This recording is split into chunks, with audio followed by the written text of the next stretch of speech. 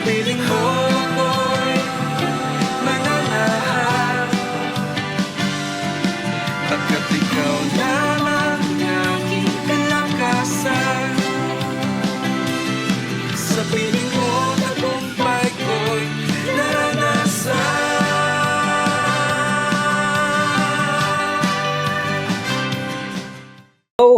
Hello mga ka-AAP at kumusta po ang ating mga buhay-buhay, especially po itong mga season na ito na mga ilang araw na lang ay atin na pong isi-celebrate ang ating pong pagsalubong sa pag-alala sa kapanganakan ng ating Panginoong Hesus o tinatawag na Pasko o Christmas. Pero hayaan niyo po na sa mga sandaling to, tayo po ay patuloy na mabigyan ng gabay. Paano po natin isa-celebrate ang ngayong season na to?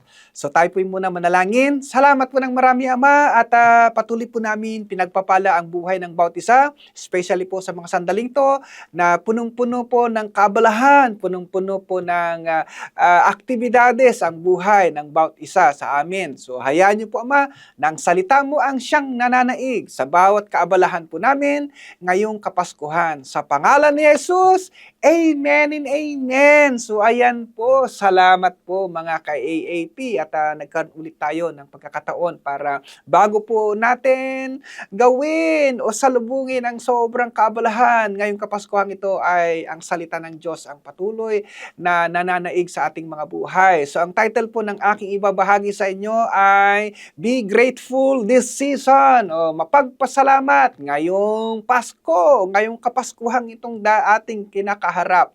So gusto ko pong iwan sa inyo ang mga talatang ito para po tayo po ay ma-encourage na maalala na hindi lamang po sa kaabalahan ng ating mga kanya-kanyang aktibidades, kundi may paalala sa atin. Ito pong sinasabi ng Panginoon, pagiging grateful sa anumang meron tayo ngayong season na ito. So, sinasabi po sa 2 Corinthians chapter 5 verse 15 ng The Easy Translation at mamaya sa Tagalog po, sabi niya rito, yes, we should all thank God for this very great gift.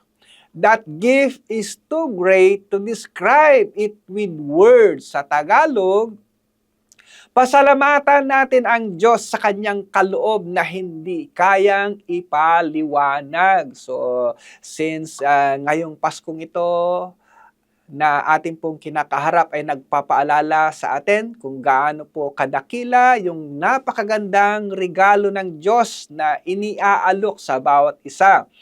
Sa pagpapaliwanag po ni Apostol Pablo ay indescribable gift. So mahirap po talagang ipaliwanag in words or anumang meron tayong kaunawaan etong napakaganda at napakadakilat kahanga-hangang regalong kaloob ng Diyos Ama sa atin. Kaya naman po, wala po tayong ibang unang dapat gawin.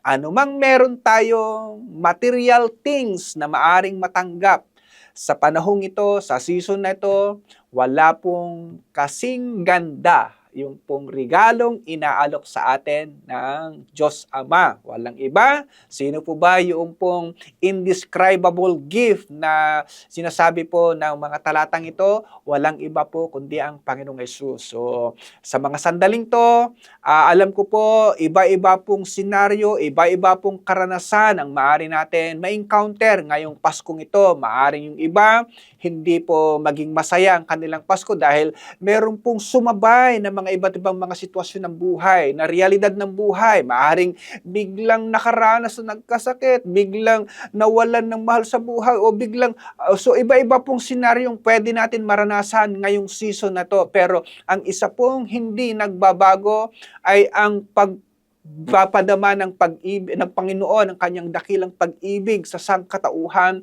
ay kailanman hindi magbabago. Kaya anumang maari natin na-encounter ngayong Kapaskuhang ito, malungkot ka man, masaya ka man, o meron man pain and suffering na pwede mo ma-encounter sa mga season na ito, dapat pa rin natin maalalang magpasalamat sa Diyos dahil ang pangako ng Panginoon, ang regalong iniaalok niya sa ating mga buhay, kailanman hindi nagbabago. Kaya sa mga sandaling to, nawa sa pagsalubong po natin ngayong season na to, ang Kapaskuhan, mapili pa rin po natin pasalamatan sama-sama ang buong sambayanan. Gawin natin, piliin po natin maging masaya ang Pasko natin kahit na maraming mga problema, maraming mga kakulangan sa mga material na bagay ngayong Pasko. So, sa mga sandaling to, nais ko pong mag-alay ng panalangin po sa bawat isa na nakatuon ngayon para tayo po ay patuloy na kalugdan ng Panginoon sa pag-celebrate ngayong Kapaskuhan. Why not? Samantalahin po natin magpasalamat ngayong Paskong ito. So, yan lang po ang nais kong iwan at nais ko pong pangunahan ng bawat isa na nakatuon ngayon, representing yung mga pamilya nyo para tayo po ay magpasalamat sa ating Panginoon. Tayo manalangin.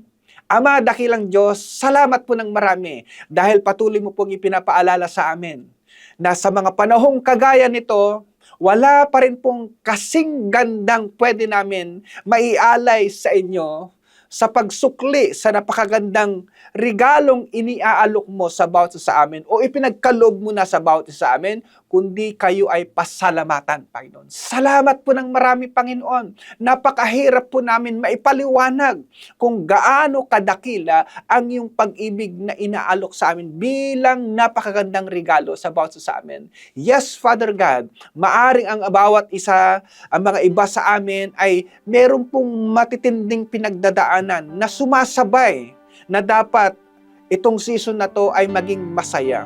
Pero marahil yung iba sa amin, meron pong kakulangan sa mga material na bagay. Meron pong iniindang mga pain and suffering sa kanilang mga physical na katawan. Meron pong marahil nararanasan na hindi po akma sa sitwasyon ngayong panahong ito, O God.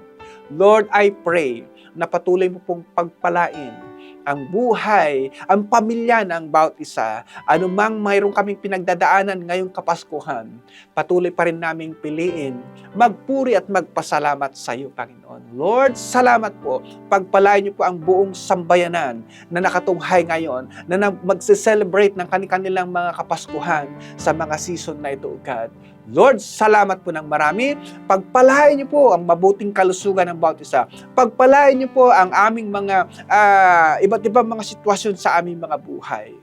Father God, lahat ng kapurihan, pasasalamat na maaari naming na-encounter ngayong Kapaskuhan ito, ikaw lamang ang aming pinapupurihan at pinapasalamatan. Ito pong aming dalangin.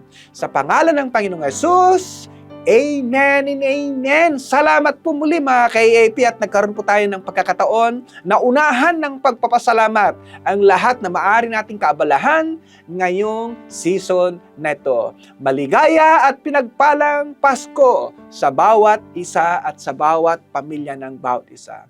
God bless and bye-bye!